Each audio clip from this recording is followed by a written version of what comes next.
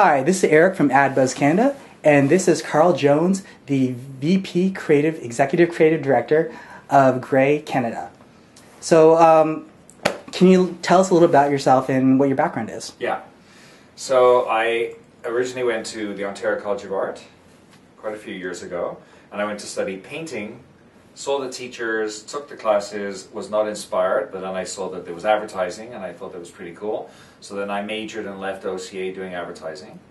Got a job just before I left OCA as a junior art director for a Canadian company. And I worked at various Canadian advertising agencies for 9 years. And then I got bored, and my career, I felt, was not growing rapidly. It sort of had grown, and then it sort of reached the ceiling. A recession was happening in Canada at that point. So then I decided, because my background is art direction, that I would try and work in another country. And if you work in a country that you don't speak the language, hey, you have a writer and they speak that language, so as long as you speak English, you can do it, right? Well, it worked. But I originally wanted to go to Asia, but I don't know, the money wasn't great and everything. And then I was offered the job in Mexico City or Buenos Aires in Argentina, and I picked Mexico City just because I thought it was exciting, close to Toronto and Britain, so I could travel easy. And they spoke better English there than other countries. So I moved to Mexico City 17 years ago. I worked for 4 different advertising agencies there. And I was really into digital. Even though my background's mass media, I really like doing digital and ambient advertising, and it was hard to do that in Mexico City just because the clients just believe mostly in TV and mass media. And a job came up in Canada which offered me digital work as well as mass media work, and I was doing digital in Mexico, but it just wasn't enough. So I moved to Toronto a year ago, and here I am still at Gray Advertising, and 50% of our work is in digital, and the other 50% is in TV and print and outdoor, but our campaigns are integrated and they work in all mediums, which I really like, and I mean, that's definitely the future of advertising.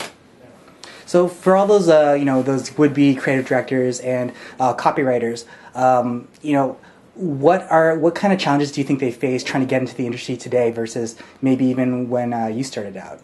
I think the schools, I've gone to portfolio nights and I've seen quite a few portfolios in this city, and I think the schools are churning out people they give them mostly print ads and billboards to do, so the schools are concentrating on ideas, but I think digital, you have to sort of think a different way. And so my point is when I see the portfolios, I always send them back and I ask them sort of to take an idea and show how it works in different mediums. Because that seems to be the thing right now is if you can come up with an idea that can be expressed in different media, that is better than just doing one-offs like a really cool banner ad, but it's not it can't work in TV, or you're doing like an app. You can't just be single-minded on stuff. You've got to be bigger if you want to continue working in advertising. Another interesting thing I'm noticing right now is that there are a lot of people from my generation who were more based in mass media and they haven't adapted or embraced digital, and those people seem to be dropping off like flies. And then there's the digital people who don't understand mass media, and so we have these sort of 2 groups of people. And then what's happening, there are younger people who are kind of getting it and grew up digitally and understand mass media and digital. So those people will, I think, survive and get those jobs in the future. But at the end of the day, it's going to be the big idea. And you have to come up with big ideas. Look at Cannes and you will see what is winning. It's the idea, not the actual technique or those little one-offs.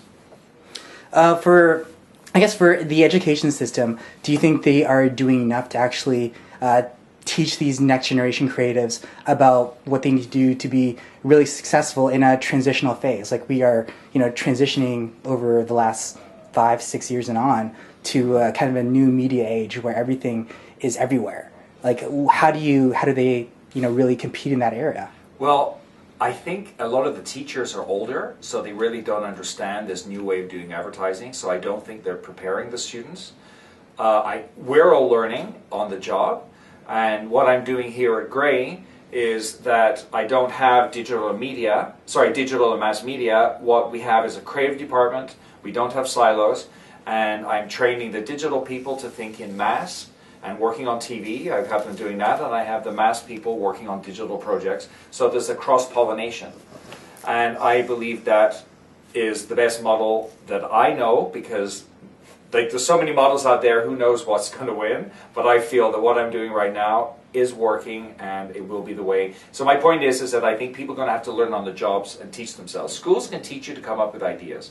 And then I think you need to get an internship, and then just do your own research and look on things, sites like I Have an Idea, Best Ads on TV, Ads of the World, and various blogs that are out there like AdBuzz, and just sort of see what's happening and teach yourself. The information's there. You don't have to have a teacher teaching you now. You can teach yourself. So, going back on to some of your background, what were some of the inspirations behind, some of the campaigns you worked on, like some of the most successful ones you've worked on? Like, name a campaign, and what was the spark for that idea? I'm going to talk a bit about my experience in Mexico. The thing is, in Mexico, they have aspirational advertising, meaning that they don't necessarily reflect, everything is aspirational, everything will be better if you buy this product. So they show upper class people living in upper class world, and also people physically that don't look like your typical Mexican. I have an issue with that, because I think you should show the people as they are, but Mexico wasn't that way. But we did the Alka-Seltzer campaign, and my idea was to reflect the way people lived, the way they speak, and the colloquial ways, and take the Mexican humor and put it in a campaign. It was one of the first times that was done, and it was a campaign that lasted 10 years and ended up becoming the most awarded campaign in Mexico at that time. My point was I reflected the society of what was happening through the advertising. I think a lot of influences in advertising, you have to go to movies, theater, read books, magazines, just go out to clubs, know music, because that is where you get your inspiration from. And also looking at Mad Men. It sounds weird, but a lot of things that are happening in Mad Men are being reflected right now. Like in Mad Men, they talk about when TV comes in, and they're like, why are you having a TV department? Like, everything's print, and we know that's happening with digital right now. And also, I find a lot of younger people don't understand the great people that changed and created advertising, because advertising is a new business. Modern advertising has only been around for 50 years. So there's great art directors like George Lois, and he did covers for Esquire magazine, for example, and they were ideas. And even though they don't look that modern, they still represent concepts, and a lot of young people don't know who those people are. And I think typography and all those crafts that people had before, I think are being lost because of the computer. So it's very important that people look back in history and see the learnings from there, and then apply it to the future. So, technology moves at such a rapid pace. What kind of new technologies are you really interested in getting into, or like new AR, and that's kind of old hat now. Right. But what do you want to use, or that maybe you haven't used already? Okay. Well, we created a project last year called the Mood Clock. And I wanted to create a case study for us and also have learnings. So this mood clock is it's moodclock.greycanada.com, and it's a website, and it's a clock that it tells time, and also when you see the time of the city, you can also go in and see the pictures that are being uploaded at that moment from people living in the city at that time. And you can see what the most tweeted word is, the most Googled word is. So I came up with that idea. An art director here called Todd Lawson helped visualize it. A great job he did. And then our programmers here then built it. So that was a learning experience for us. So that was building the web application. Then we had to take that and do a desktop application. So we had to have a learning there. Now I'm asking for an app. So we're still building it, sending it to Apple. It's getting rejected, so they send it back, and then we're making tweaks. But it's a learning process. And so that's been really good for that. And I've been reading recently about how, you have HTML5, and then apps are the big thing. Well, in the future, apps are like just mini websites, basically. So, and the problem with apps is the fact that you have different phone companies or phone platforms, BlackBerry, and you have the iPhone, and you have the Android. So you have to make a separate app for each of them. Which can get very expensive very quickly. Right, but you have HTML5, so if you make everything mobile-based with one platform, then you don't really need to have apps. You just need to give people addresses, and they can see the website that's mobile-based on their phone. So that will be the next thing. So I'm interested in that. And that'll be happening in the next 2 years, I guess. I think you're definitely right about where apps are going. Like, especially for apps, will stay will remain for like games and things that really dig deep into hardware. But on the software side, if you're just doing news releases, then I don't really need a Mashable app or a random blog app. It's just if once the processors and speeds are fast enough, it will allow us to do a lot better and a lot easier, and basically a lot easier for all the brands to actually do it, and all the companies, instead of creating 5 different things, they just create one, and that's where they go. Exactly. Exactly. So, like, if I guess my next question would be about